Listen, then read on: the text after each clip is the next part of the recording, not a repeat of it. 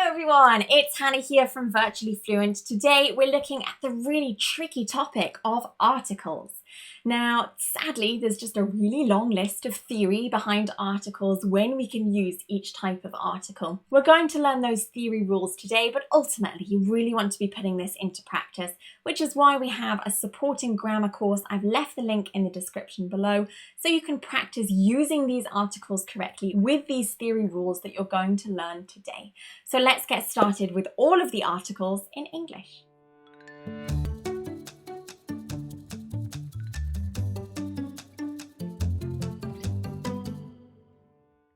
So there are three main types of article in English. We have the zero article, which is, as the word suggests, zero article being used. There is no article, it's totally invisible. This is generally used for plural and uncountable nouns. We use the indefinite article, which you should already know the rules for. This is a and an. And this is used to talk about one quite specific thing. And then finally, we have the definite article, which is using the word the in a sentence. And this is talking about a one and only thing. So let's go through all of the situations. It's quite an intensive topic using articles. There's a lot of theory rules. We'll give you lots of examples today to hopefully make it a little bit easier. But sadly, you just need to sit down and learn them to use them correctly. So we're going to start with the rules of the indefinite article. The first situation we use this is when we mention something for the very first time in a sentence. For example, a man and a dog were walking. So when you start a book or read a magazine article, then the first time that something is mentioned in a sentence is going to use the article a or an. When we talk about jobs, it's also really important to insert an indefinite article. He's a doctor, I'm a teacher. When we talk about nationalities as a noun, we also use the indefinite article. For example, I'm a Brit, you're a Spaniard, he's a Frenchman. It's important that this is a noun, I'm a Brit, because if we use the adjective, for example, I'm British, then we do not use an article. That would be zero article instead. And it's exactly the same for religion. Again, as a noun, I'm a Catholic, he's a Christian. Again, as an adjective, he's Catholic, she's Christian. We wouldn't use an article. Now, when we have an expression with what, we also tend to use an indefinite article. For example, what a shame, what a pity, what a beautiful day, what an idiot. When we want to use a as the same meaning as per or for each, so this tends to be talking about timetables and schedules, again, we need indefinite articles. For example, I have English class 4 times a week. We're trying to say 4 times per week, but we can use an indefinite article here. When we talk about single letters or numbers, again, we need indefinite articles. She got an A in her exam. I got a 7 in my English exam. With comparative noun phrases, we are also using the indefinite article. For example, he is a better singer than me. Really important, this is a comparative noun phrase. If we're using the double comparative, then we would use the article instead. For example, the more I sing, the better I become. So that one is slightly different. This is comparative noun phrase. Quite a lot of quantifiers also use a in their expression. For example, I've got a few pencils in my hand, a lot of, a large amount of, a great deal of. It's just part of the expression. And those are the main situations when we use the indefinite article. So now let's turn to the rules of the definite article. Remember, this is the word the. There's quite a lot of these, so stay tuned. Remember that when we mention something for the first time, it requires the indefinite article. Well, from the second time onwards that we talk about that same thing, we then use the definite article. For example, a man and a dog were walking.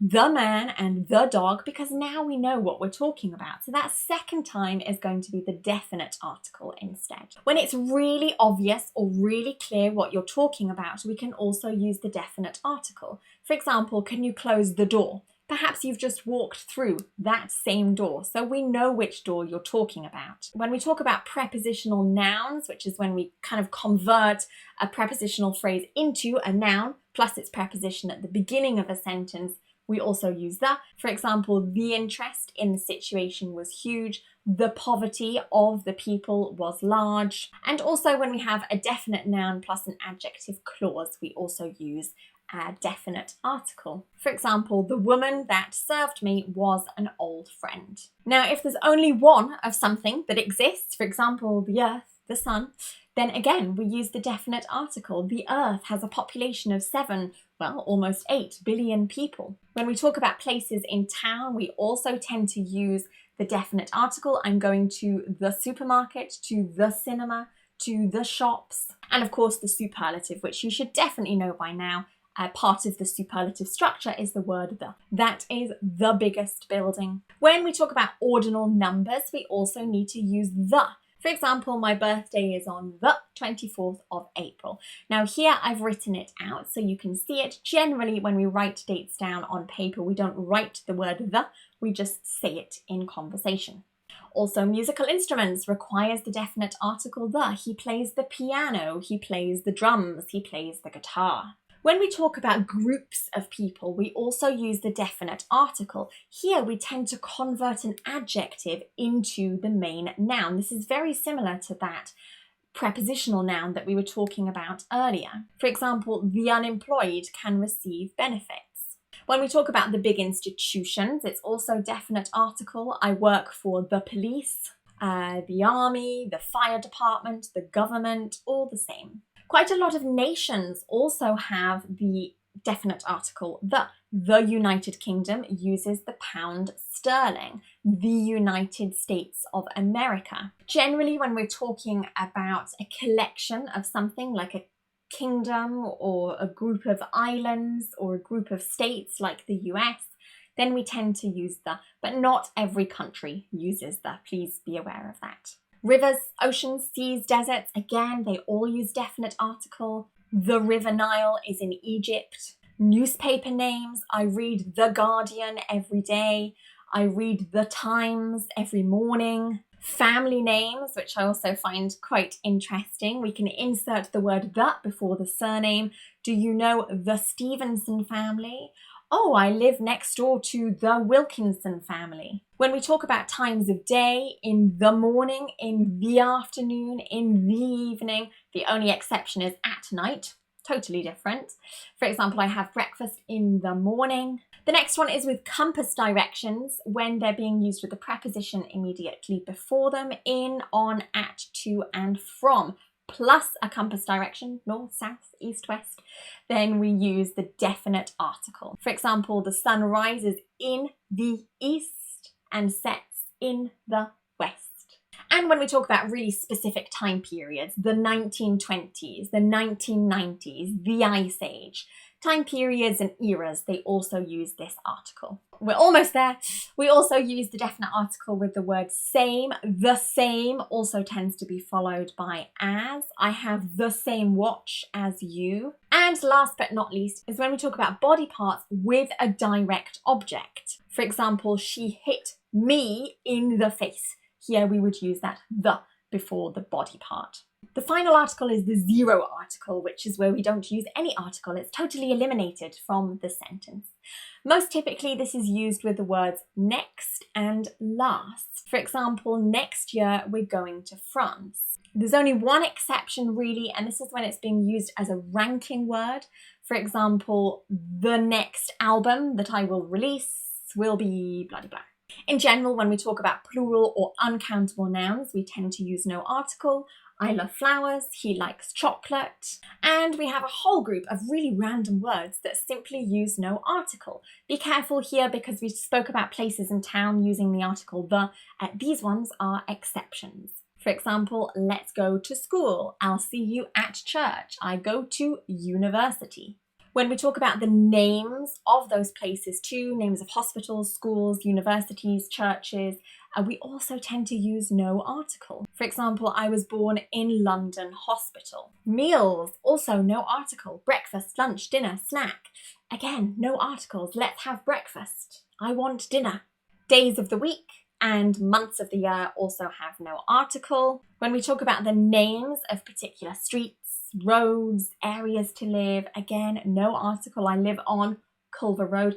unless the name of your street or road does have an article as part of the name. Abstract nouns, knowledge, power, all of these words have no article. We spoke about countries before. Only a few of them really have the article the inside them. I live in Spain, France, Germany. Lakes, mountains, islands, also no article. Mount Everest is tall, not the Mount Everest. When we talk about languages, also no article. English is a widely spoken language. The only exception here is when we convert the language into an adjective and insert the word language afterwards.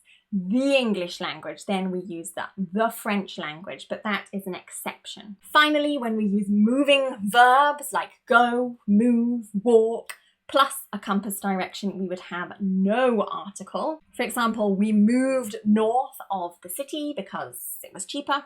And finally, when we talk about diseases or viruses, again, we wouldn't use an article. Cancer kills millions of people each year. There are a couple of exceptions that do require a definite article: the flu, the measles, the chicken pox, and you simply have to learn these. So hopefully that's helped you or guided you in the right direction for how to use all the articles in English. As I said, it's a long list. Learn them, practice them, use online articles, online activities to help you with this topic. It's pretty tricky and so many English learners make mistakes with this. As I said, there's a supporting course to help you with this. The link is in the description below. If you learned something new, go ahead and like today's video. You can also subscribe to my YouTube channel and turn notifications on. Don't forget to do that. And you can see lots more videos just like this one. And I'm across all social media channels. I've left all those links in the description below, so you can follow us there. I post loads of free content to help you learn and also improve in your English. This is Hannah from Virtually Fluent, bringing English to life.